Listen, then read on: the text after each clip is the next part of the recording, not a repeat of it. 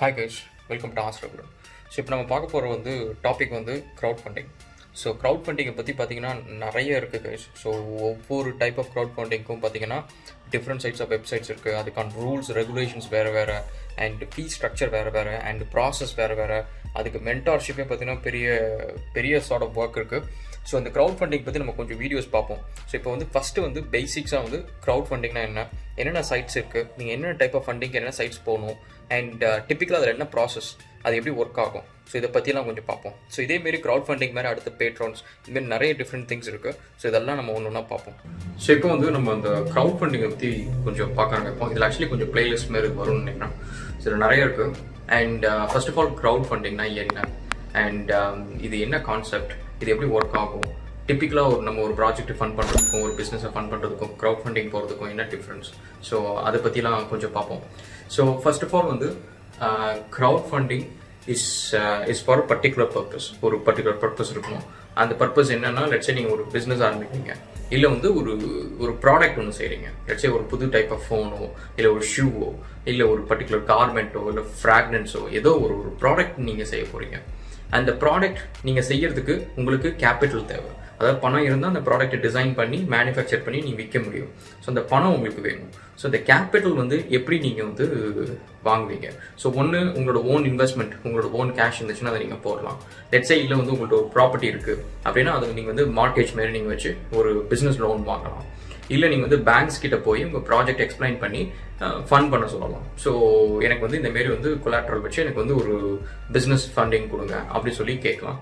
இல்லைனா venture capitalist, angel investors, இவங்கள்ட்ட போய் நீங்கள் ஒரு ஈக்விட்டி கொடுத்து, லெட்ஸே என் கம்பெனியில் உங்களுக்கு நான் 10% தரேன், நீங்கள் எனக்கு ஒரு $50,000 கொடுங்க, இல்லை $100,000 கொடுங்க, நான் அதை வச்சு இந்த ப்ராடக்ட்டை டெவலப் பண்ணி ஏர்ன் பண்ணி and we can both be in a win win situation. So அப்படின்ற மாதிரி நீங்கள் அவங்கள்ட்ட போய் பிச் பண்ணலாம். ஸோ இந்தமாரி இத்தனை ஆப்ஷன்ஸ் இருக்குது. ஸோ இந்த இத்தனை ஆப்ஷன்ஸுக்குமே நீங்கள் பார்த்தீங்கன்னா ஒரு ப்ராசஸ், ஒரு particular way of going towards it, இதெல்லாமே இருக்குது. ஸோ இதேமாரி இன்னொரு புது ப்ராசஸ், இது it is in the invent of technology. அப்படின்றத விட டெக்னாலஜி வரத்துக்கு செவரல் இயர்ஸுக்கு முன்னாடி நீங்கள் பார்த்தீங்க அப்படின்னா சில க்ரௌட் ஃபண்டட் ஆக்டிவிட்டீஸ் நடந்துச்சு. அதை பற்றி குயிக்காக பார்ப்போம். அண்ட் பட் டெக்னாலஜி வந்ததுக்கப்புறம் க்ரௌட் ஃபண்டிங் நீங்கள் பார்த்தீங்கன்னா மற்ற எல்லா ஃபண்டிங்கோட crowdfunding it is become a very big industry. இப்போதைக்கு நீங்கள் பார்த்தீங்கன்னா ஒரு பர்டிகுலர் வெப்சைட் நீங்கள் கிக் ஸ்டார்டர் அப்படின்னு ஒரு பர்டிகுலர் க்ரௌட் ஃபண்டிங் வெப்சைட் நீங்கள் எடுத்துட்டீங்கன்னா அவங்க மட்டுமே பர் இயருக்கு billions of dollars crowd funding மூலமா நிறைய பிஸ்னஸஸ், நிறைய ப்ராடக்ட்ஸ் அவங்க ஃபண்ட் ரைஸ் பண்ணுறாங்க. அண்ட் ஸோ அப்போ பார்த்துக்கோங்க, இன்னும் இண்டிகோகோ இது மாதிரி நிறைய வெப்சைட்ஸ் இருக்குது. ஸோ அது எல்லாத்துலேயும் எவ்வளோ funds would have been raised. So it's like a very large industry. So அந்த ஃபண்டிங், லெண்டிங் இது எல்லாமே நீங்கள் பார்த்தீங்கன்னா ஒரு பெரிய இண்டஸ்ட்ரி. ஸோ இப்போ க்ரௌட் ஃபண்டிங்கிறது நீங்கள் பார்த்தீங்கன்னா இப்போ இல்லைங்க, இன்டர்நெட்லாம் வரதுக்கு முன்னாடி 1970s அந்த ரேஞ்ச்லேயே சின்ன சின்ன மூவிஸ் அதெல்லாம் எடுக்கிறதுக்கு நிறைய பேர் க்ரௌட் மூலியமா ஃபண்ட் ரைஸ் பண்ணியிருக்காங்க. ஒரு ஃபேமஸ் படம் Australian movie called Australian Dundee. So அந்த படம் க்ரௌட் ஃபண்டிங் மூலியமா ஃபண்ட் ரைஸ் பண்ணி அந்த படத்தையே பண்ணி அந்த படம் ஓரளவுக்கு சக்ஸஸ்ஃபுல்லாகவும் போச்சு. ஸோ இதே மாதிரி நிறைய சின்ன சின்ன projects, even enterprise projects, malls, இந்தமாரி நிறைய விஷயம் க்ரௌட் ஃபண்டிங் மூலியமா நடந்திருக்கு. ஸோ இப்போ க்ரௌட் ஃபண்டிங்னா என்ன அப்படின்னு நீங்கள் பார்த்தீங்க அப்படின்னா நீங்கள் ஒரு பர்டிகுலர் ப்ராஜெக்ட் வச்சிருக்கீங்க, அந்த ப்ராஜெக்ட்டுக்கு ஃபண்டு தேவை. இதை நீங்கள் நான் சொன்ன மாதிரி டிஃப்ரெண்ட் வேஸ் நீங்கள் போய் ஃபண்ட் கேதர் பண்ணலாம். அதில் ஒன் ஆஃப் தி வேஸ் என்ன அப்படின்னா பப்ளிக். நீங்கள் பப்ளிக் கிட்ட போய் நான் ஒரு கேம் டெவலப் பண்ணுறேன், எனக்கு நீங்கள் ஒரு $10 கொடுங்க.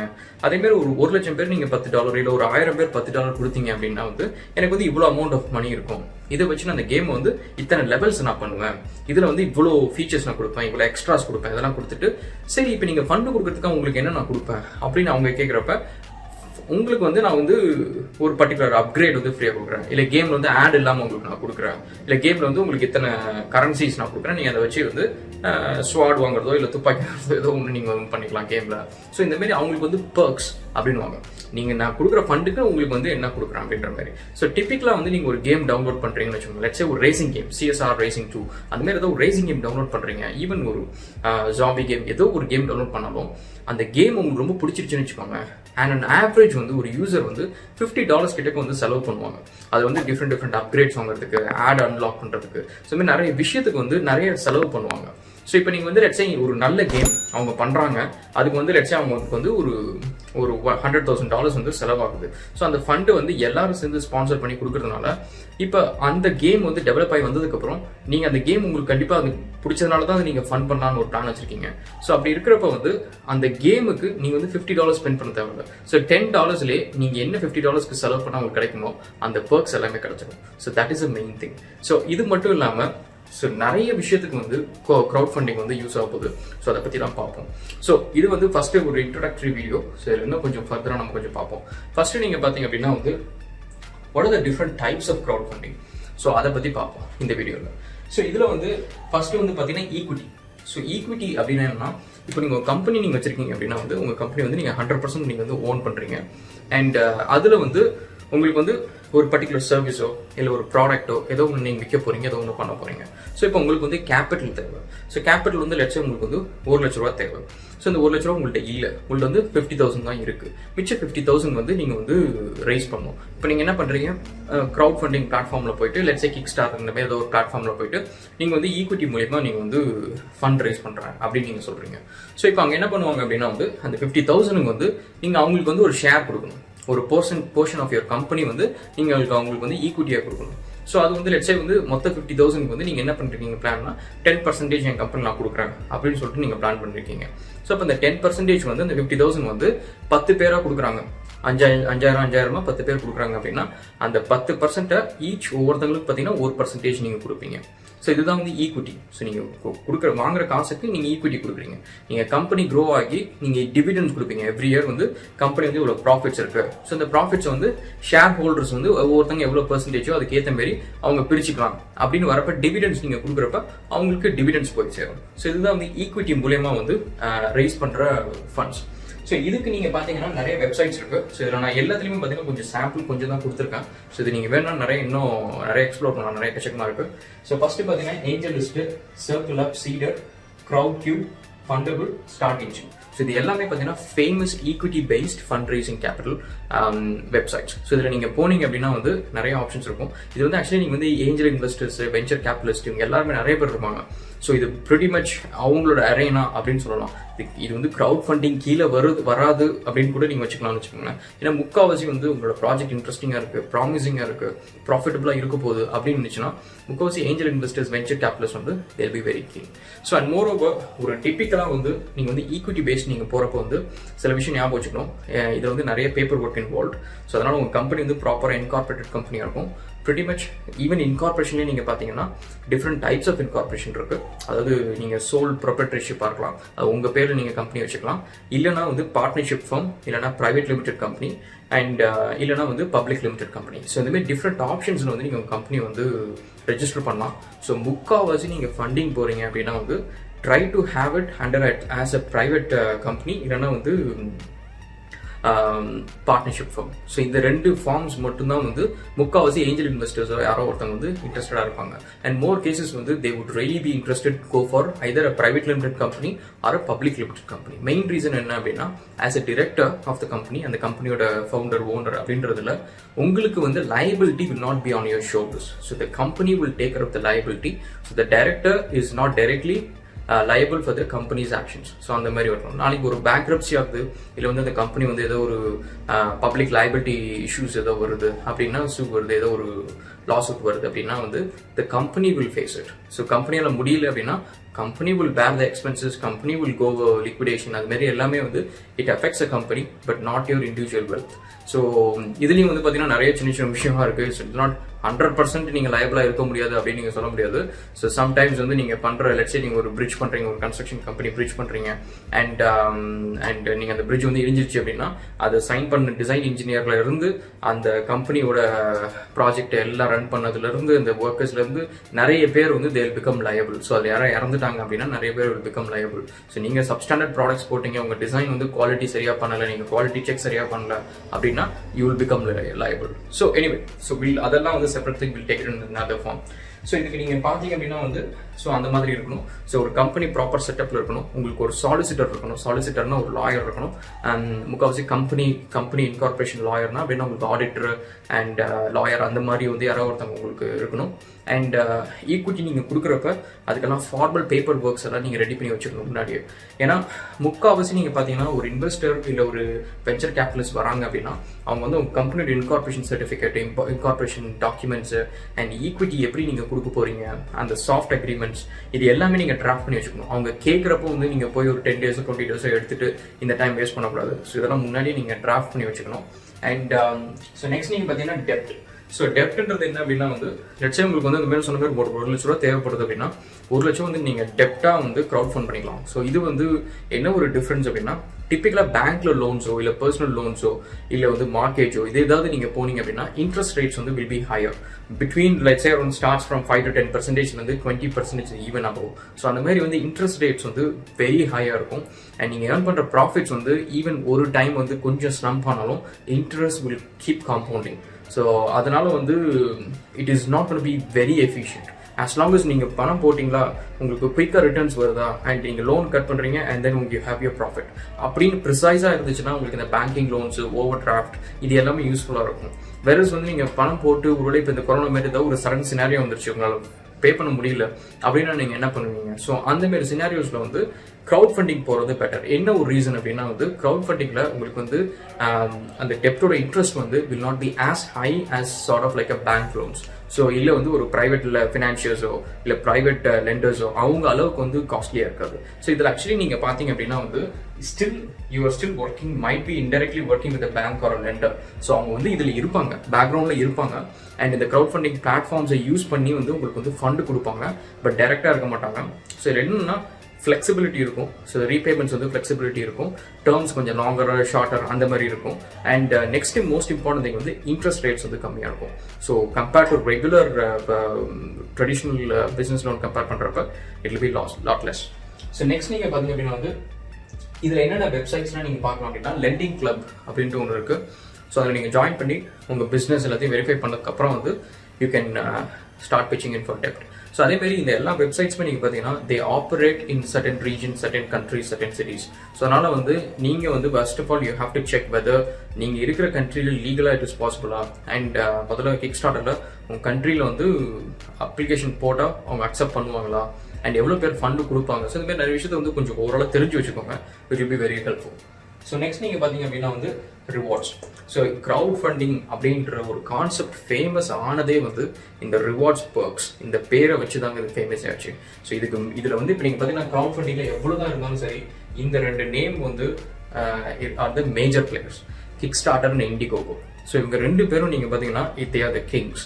ஸோ இதுக்கு கீழே தான் மற்ற எல்லாமே அப்படின்னு சொல்லலாம். ஏன்னா இவங்க வந்து க்ரௌட் ஃபண்டிங் இப்போ நீங்கள் வந்து கூகுளில் போனீங்கன்னா இவங்க பேர் தான் ஃபஸ்ட் வரும். ஸோ நீங்கள் வந்து வந்ததுலேருந்து க்ரௌட் ஃபண்டிங் வந்ததுலேருந்து பாப்புலராக இருக்கிறது இந்த 2 வெப்சைட்ஸ் தான்.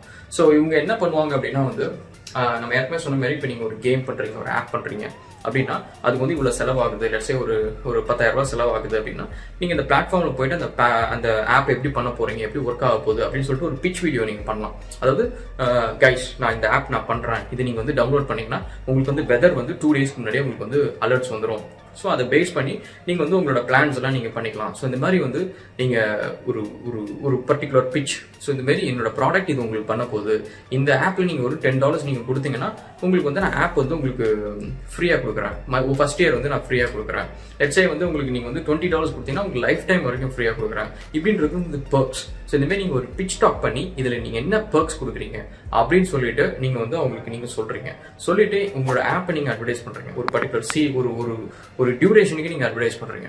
அட்வர்டைஸ் பண்ணதுக்கப்புறம் அந்த ஃபண்ட்ஸ் வந்து லட்சம் நீங்கள் 10,000 rupees நீங்கள் கேட்டிருக்கீங்க அப்படின்னா வந்து அந்த 10,000 rupees ரீச் ஆயிடுச்சு அப்படின்னா you can get the funds. இல்லைனா இன்னொரு ஆப்ஷன் வந்து எவ்வளோக்கு ஃபண்ட்ஸ் ரைஸ் பண்ணிருக்கீங்களோ அந்த அளவுக்கு வந்து நீங்கள் வந்து எடுத்துக்கலாம், ரைஸ் பண்ணிக்கலாம். ஸோ இது வந்து Kickstarter and then Indiegogo. So இந்த 2 சைட்ஸும் வந்து இது 2த்துக்கும் வந்து தேர் ஃபேமஸ்.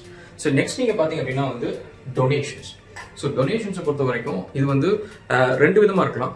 ஒன்று வந்து ஹியூமனிடேரியனாக இருக்கலாம், இல்லைனா வந்து pure fun or pure compassion, இல்லைனா வந்து பியூர் த்ரில் அப்படின்ற மாதிரி கூட வச்சுக்கலாம். ஸோ இது என்னன்னா பேசிக்காக வந்து சில ப்ராஜெக்ட்ஸ்லாம் நீங்கள் பார்த்தீங்க அப்படின்னா வந்து பர்க்ஸ் எதுவுமே இருக்காது. பட் அந்த ப்ராஜெக்ட்ஸ் வந்து ஃபார் சம் ரீசன் வந்து இட் வில் எப்படி சொல்கிறது, அது மக்களுக்கு வந்து ஒரு இன்ட்ரெஸ்ட் கொடுக்கும் அந்த ப்ராஜெக்ட் இன்வெஸ்ட் பண்ணணும் அப்படின்னு சொல்லிட்டு. ஸோ ஒரு எக்ஸாம்பிள் சொல்லணும்னா let's say clean the ocean project. நீங்கள் வந்து ஓஷனில் இருக்க பிளாஸ்டிக்ஸ்லாம் க்ளீன் பண்ணுறீங்க அப்படின்ற ஒரு ப்ராஜெக்ட். ஸோ இந்த ப்ராஜெக்ட்ல வந்து பர்க்ஸ் அப்படின்னு நீங்கள் பார்த்தீங்கன்னா அஃப்கோர்ஸ் என்விரான்மெண்ட் வந்து க்ளீன் ஆகுது, that is one thing. But at the same time வந்து ஒரு டேரக்டா ஆஸ் அ யூசருக்கு வந்து எனக்கு எந்த பெனிஃபிட்டும் டேரக்டா இல்லை, எனக்கு ஒரு டேரக்ட் பர்க் எதுவுமே கிடையாது. ஸோ பட் ஸ்டில் என்னோட motivation to invest on that project is நான் ஒரு $10 போட்டேன்னா லெட்ஸ் சே ஓஷன் வந்து என்னால் க்ளீன் ஆகுது அப்படின்ட்டு ஒரு செல்ஃப் சாட்டிஸ்ஃபேக்ஷன். ஸோ அந்த மாதிரி விஷயம் தான். ஸோ அதே மாதிரி வந்து சில சமயம் வந்து லெட்ஸ் நீங்கள் வந்து ஒரு சூப்பராக ஒரு கேம் வச்சிருக்கீங்க, பட் அதுக்கு வந்து இவ்வளோ அமௌண்ட் தேவை, பட் அதில் வந்து பர்க்ஸ் கொடுக்கறதுக்கு எதுவுமே இல்லை, அந்த கேமே ஃப்ரீ தான், ஃப்ரீ கேம் நீங்கள் பண்ண போறீங்க. ஸோ அப்படி இருக்கிறப்ப வந்து யூசர் வந்து $10 கொடுத்தா நீங்கள் ஒரு கேம் பண்ணுறீங்க which is free, I can play. So அது பர்க் வந்து இந்த game pretty much. But at the same time வந்து உங்களுக்குன்னு அந்த பர்க் கிடையாது, இது வந்து என்டையராக எல்லாத்துக்குமே ஃப்ரீ தான். பட் லெட்ஸ் சே வந்து you want every one to play.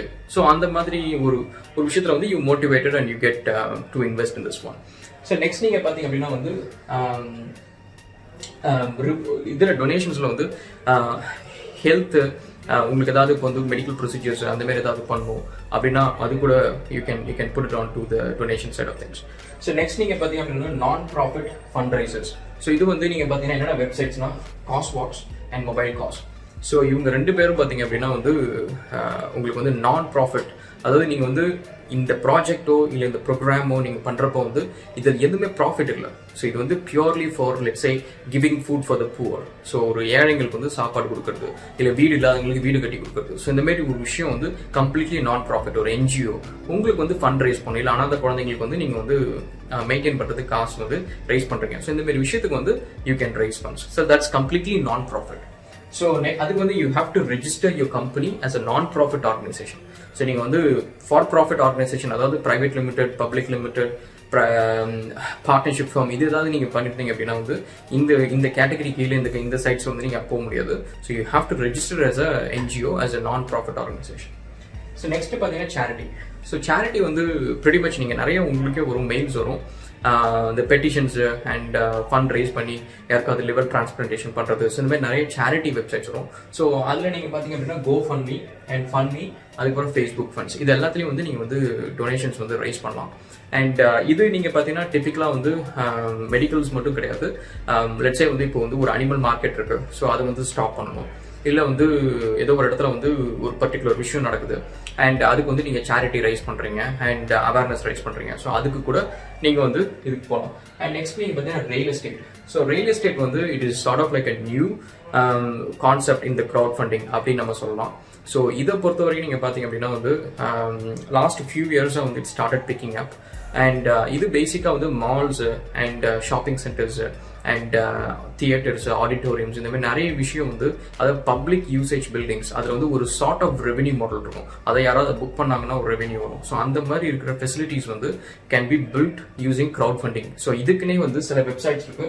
சில வந்து ஃபண்ட் ரைஸ், ரியாலிட்டி ஷேர்ஸ், அதுக்கப்புறம் CrowdStreet, PeerStreet. So இந்த மாதிரி சைட்ஸில் வந்து நீங்கள் போய் ரியல் எஸ்டேட் ப்ராஜெக்ட்ஸ்க்கு வந்து நீங்கள் ஃபண்ட் ரைஸ் பண்ணலாம். ஸோ இது பிரிட்டி மச் வந்து நீங்கள் அது போனாலே உங்களோட அதோட கான்செப்ட்ஸ் எல்லாம் உங்களுக்கு சொல்லும். உங்களுக்கு வந்து அதில் இன்வெஸ்ட் பண்ணுறவங்க வந்து same as any other real estate. இப்போ நீங்கள் ஒரு அப்பார்ட்மெண்ட் பண்ணுறீங்க, ஒரு காம்ப்ளெக்ஸ் பண்ணுறீங்க அப்படின்னா வந்து அதில் ஆஸ் அ ஹோல் வந்து உங்களுக்கு 100 crores தேவைப்படுது அப்படின்னா அதில் வந்து ஒருத்தவங்க வந்து 2 crores இன்வெஸ்ட் பண்ணாங்கன்னா அவங்களுக்கு என்ன ரிட்டர்ன்ஸ் கிடைக்கும். ஸோ இதை பற்றி தான் வந்து நீங்கள் அதை பண்ண போகிறீங்க.